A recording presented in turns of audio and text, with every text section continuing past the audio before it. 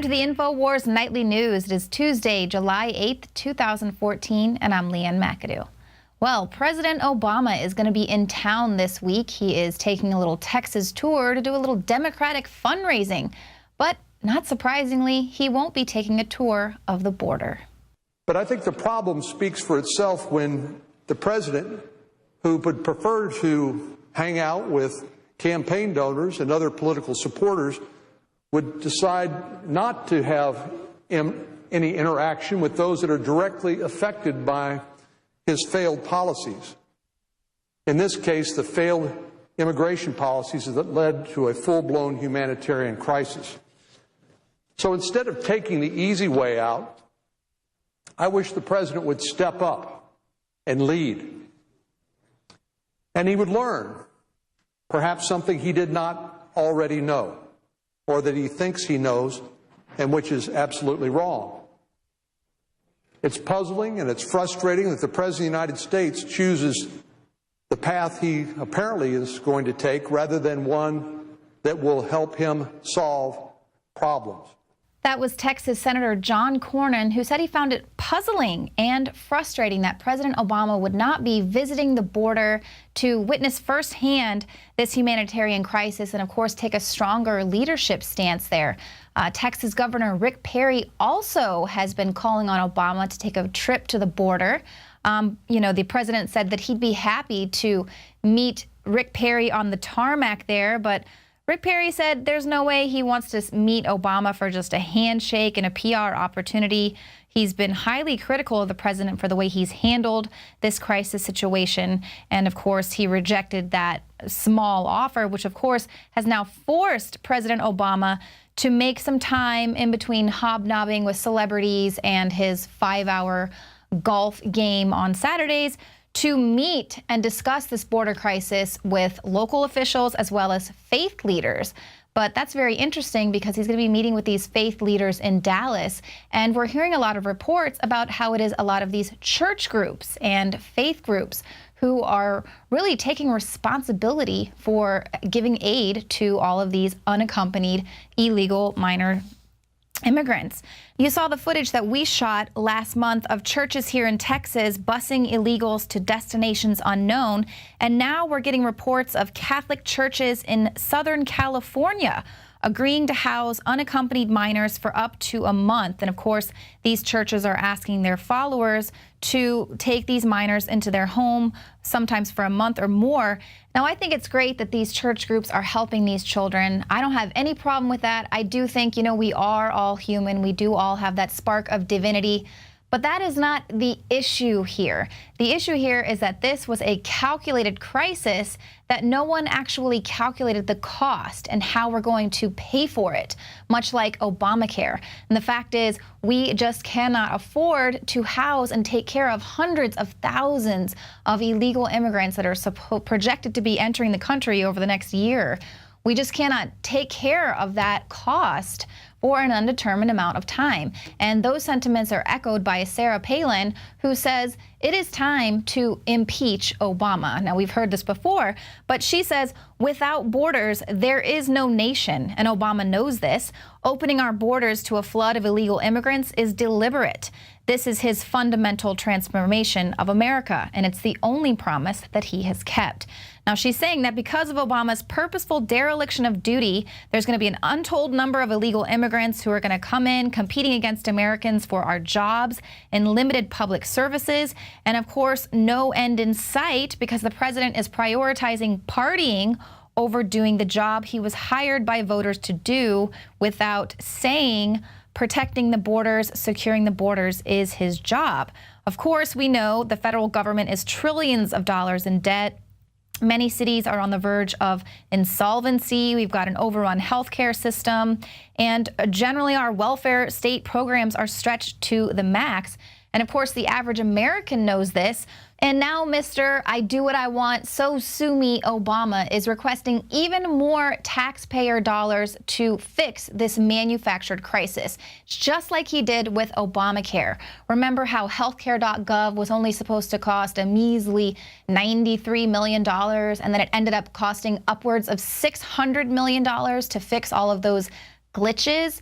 Well, that's exactly what's happening here. This is Obama. He needs more taxpayer dollars to help slap a Band-Aid on the border and fix the problem that is largely due to his failed policies. Originally, we were hearing that he was going to be requesting about $2 billion. Well, today the president has asked for $3.7 billion in emergency funding to deal with this influx. Now, the funds will be allocated to send more immigration judges to the southern border, build additional detention facilities, and add Border Patrol agents. Now, presumably, the resources are going to be used to speed up the deportation process. But if deportation and border security issues were the main concern, then why have ICE agents been reporting that they have been giving stand-down orders? Now, Liberty News' Eric Odom, who is currently there in Murrieta, California, along with our reporters who are on the ground, he is saying that an ICE employee who lives in Orange County told him the Obama administration has furloughed Murrieta, LA area ICE agents full-time until further notice, but that the agents would continue to receive full pay. Now, one would think that any ICE agents still being paid full-time would be deployed to actually assist the U.S. in its fight against this foreign invasion of the interior United States, and especially in light of the controversial fight that's happening there between the federal government and the citizens of Murrieta. Now, Odom notes that this move weakens American security without even saving any money. So they're basically getting full-time pay to stand down. Now, this stand down was confirmed by California Border Patrol Union Representative Ron Zermano, who told ABC news station there in San Diego that he has been placed under a gag order. And this was in an attempt to avoid any negative news getting out about the state of the southern border. And Zermano said that the order was designed to prevent him from saying that no agents will be securing the southern border, which of course is just going to allow many more illegals to flood in. Now, people are kind of saying that this furloughing of the ICE agents is likely to increase the concerns that the Obama administration is applying the Cloward-Piven-style strategy of intentionally provoking a border crisis in order to bring the country into a state of near social collapse. And of course, this is a situation that would mandate a draconian state prevention. And this is what we've been saying. And of course, it's not only to help bring up that Democratic voting base, but it is to bring in martial law and to have everyone asking for the state to protect them. That's why it kind of frightens me that everyone wants to send the National Guard and everything to secure the borders, because yeah, it might be keeping people out, but it's also keeping us in. Now, Obama here, he's asking for more money so that he can secure the border while furloughing these ICE agents. Of course, this is typical Obama administration hypocrisy. Now, it's this hypocrisy that is likely the reason that the Laredo, Texas mayor, Raul Salinas, says there's no way he's going to be using his taxpayer dollars to give aid to these illegals. Now, he said there's simply no feasible way for his town to cover these expenses. They're going to be associated with sheltering and providing buses for this influx is going to be passing right through Laredo, Texas. That's kind of where they stop to get food and shower and all of these things. Well, Salinas is saying our bus stations are full, and currently it's faith-based organizations that are bearing the economic burdens. And what's going to happen when the faith organizations run out of money? The burden will be on cities. Now, the border city of McAllen, Texas, spent more than $70,000 in June providing for immigrants. We've also reported on Falfurrias, Texas, who is bankrupt from having to bury a lot of the illegal immigrants that they're finding there. Now, the mayor says that he's not going to raise taxes on his citizens for a problem that's needing to be addressed at the federal level. Now, remember that nearly $4 billion that Obama requested today to go ahead and fix this? Mayor Salinas suspected nowhere in this budget does it allow for the fiscal reimbursement of towns which have weathered the financial brunt of this orchestrated crisis. So Obama is requesting all of this money, and he's not even going to be paying back these border towns who are suffering financially. Some of these towns are going to have to raise their taxpayer dollars, go into their taxpayer coffers to pay for these things, and they're not going to be reimbursed. Towns are going bankrupt over this. Meanwhile, President Obama is having $35,000 a plate fundraising parties here and refusing to go and actually visit the border. So that is infuriating, of course. But I would venture to say that Salinas, I bet he is a Mexican American. And here he is saying that he does not want to use his taxpayer dollars to provide aid to illegals. And who else was a very famous Mexican American that was also anti-illegal immigration? Cesar Chavez. That is right. He was a very famous civil rights activist and pretty outspoken on being against illegal immigrations. He knew that it would drive down wages, and of course it would undermine the efforts of those who had immigrated here legally and for the farm workers that he was fighting so hard to protect and to ensure their rights here. But of course, these are just kids. These are just kids, and now we're not even allowed to call them illegal aliens. We can't call them even undocumented illegal children anymore. They're not migrants. No, the UN now wants us to refer to them as refugees. They're all refugees. Now, the United Nations officials are pushing for many of these Central Americans fleeing to the U.S. to be treated as refugees that have been displaced by armed conflict. Now, this is a designation that is, of course, meant to increase pressure on the U.S. to accept tens of thousands of people who are currently ineligible for asylum if they get this designation as a refugee. But again, we have been reporting on the fact that not all of these kids are so sweet and innocent as the media is trying to portray. And what happens when Americans need to flee armed conflict? Here, an internal Border Patrol executive summary has confirmed that at least 16 unaccompanied illegal minors are members of the brutal El Salvadorian street gang MS-13. Now, how'd they find this out? Well, gang members left graffiti on the walls of the Nogales Border Patrol Processing Center, which suggested that they had ties to this organization.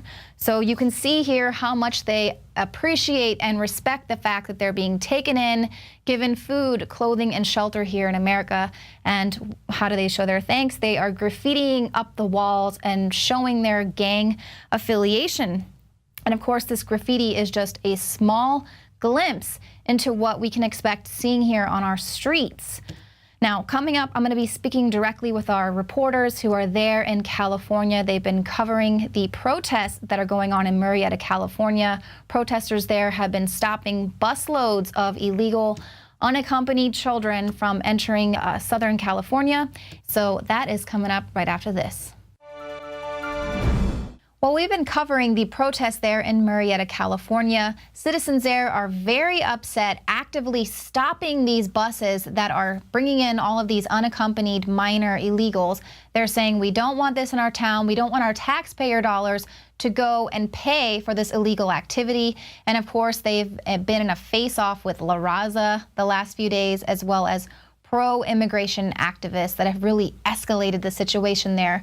So we sent our reporters there to California, and now we're going to check in with Jakari Jackson for an update.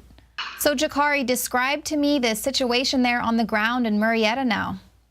Well, that's like you said, Leanne, we're here in Murrieta, California. The Infowars crew, myself, Kit Daniels, and also Joe Biggs, and of course Josh, our cameraman. We're right outside the Border Patrol station.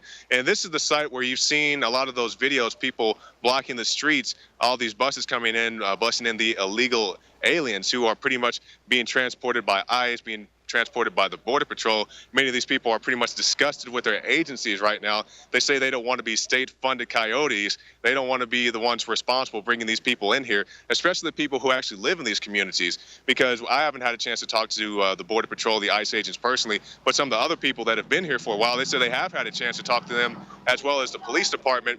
And they say, off the record, the police, the Border Patrol, the ICE agents, whoever, say mostly that they're not for, bringing all these kids in here. And it's not a racial issue. It's just a fact that they can't support all these people. Because you think about these people, they may have 2 or 3 kids and the wife at home, and now they're being asked to support financially 2 or 3 more kids. They can't do that. And it's just simple math. It's simple economics. And it's the same thing that we've seen in San Bernardino counties and also other places as well. Right, well, exactly. It's a calculated crisis, and no one calculated the cost of how much it's going to cost us, how we're actually going to go ahead and pay for this. And taxpayers are speaking out and saying, not my town, not my taxpayer dollars. And that's the whole thing. Could they just say, think of the kids, and people are like, well, I'm thinking about my kid. How am I going to feed my kid? How am I going to give my kid an education when we have these failing school systems with the No Child Left Behind? It's bad enough they're teaching them that, but then if they have to split the time to teach half these classes in Spanish, then it leaves these other kids at a loss. So everybody's thinking about their children. They all want the best thing for the children, but taking on somebody else's financial responsibility isn't necessarily something that the people here in Murrieta want to take on. Well, we've reported today that an ICE agent actually kind of admitted that they have been given a stand-down order. They've been told to go ahead and take a little time off, a little paid time off. Are you seeing a lot of border agents there? Or? Well, right now, we haven't seen too many people outside the facility. Of course, this is the Border Patrol station. There are a few guys outside.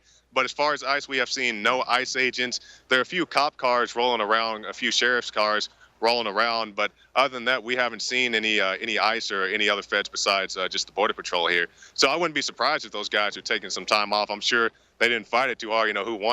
Who wouldn't want a Obama-sponsored vacation? You get to sit at the house while your country is falling apart. But as I said already, these guys, a lot of them are good guys. They don't want this to happen to their country. They're just, doing what they have to do to get a paycheck. Right, and I'm sure a lot of those cop cars that are actually rolling around aren't there to catch any people illegally entering the country. They're there to They're pretty harass much crowd protesters. control. That's pretty much crowd control. But as you can see right now, we're in the free speech zone. There isn't much of a crowd out here to be controlled. So it's a pretty lax presence. That looks a lot like our border. Yeah, and the thing I want to point out, since Josh is looking over here at the Border Patrol facility, if you guys can see it on our cameras, the Border Patrol facility has a better fence than the border itself. It's a well-constructed fence that goes all the way around the property. Meanwhile, our own borders are left wide open. You have huge gaps in the fences. And I understand that having a fence on the border is something that could be easily manipulated or have, be adversely affected by weather and so forth. But that's why you need a presence on the border. Exactly. Now, we're also hearing a lot of reports. You reported, of course, on the church groups here in Texas that were, busing the illegals to cities unknown, but they were also taking care of them, providing food, clothing, shelter for these people. And of course, that is, that's in the heart of these faith-based groups. But now we're hearing that there in Southern California, Catholic churches are also agreeing to bring in a lot of these unaccompanied minors for a month or more, and they're calling upon their church to also take in these kids. What do you think about that? Well, I understand that you have these faith-based groups. They're doing what they think is best, but I think their goals or their vision is very short-sighted. They say, well, we'll bring these kids in, but how's that going to affect the people that are already here? And at least to the credit of the church we spoke to in McAllen, Texas, the Sacred Heart, they said that none of their children or none of the children they were housing were there by themselves. They said they only were taking children with the mothers. But, of course, we've also seen the reports about how you can rent a kid, or how the saying goes, how you can click up with a child and be brought into the country because they're less likely to send you back if you are coming here with a child. Right, and of course, according to the DREAM Act, those children can be up to 31 years of age. Yes, which is completely ridiculous that you can consider a grown man or woman a child just because they're under the DREAM Act. Right, asylum for everyone. Now, we saw a video of La Raza actually at the protests yesterday. A few days ago. Mm-hmm. Are they there today, or do you have any word? We haven't seen, we personally have not seen any La Raza here today. Like you said, they had been here previous days, but none here today. But we got a tip. We have to confirm this, but we did get a tip that they're going to be speaking at the Murrieta City Hall tonight around 6 o'clock. So we'll be there with our cameras to catch them if they are there, and definitely try to find out what their view of the situation is. One of the protesters here was telling us that La Raza is going to have some type of a money bomb. So once again, that's something we have to get confirmed, but we'll be at the courthouse the city council meeting to find out exactly what's going on. Well, I guess that's one way to go ahead and take care of this crisis, is to just have a money bomb, because they know that there really is no plan for how exactly we're going to be able to pay for all of this. Jakari Jackson, thank you guys so much, and we will report with you tomorrow. All right, thank you. Well, as you could see from the footage there, it's pretty much a ghost town there at the protests right now, and that's because everyone is at work, and everyone is at work so they can pay for all of these illegal immigrants that are being shipped into our country. That is the awful irony, and that's why those citizens there are so upset. And of course, we will check back in with the crew there in California for an update of what's going to happen there at that council meeting this evening. So thank you all for tuning in to the show tonight, and we will be here again tomorrow at 7 p.m. Central.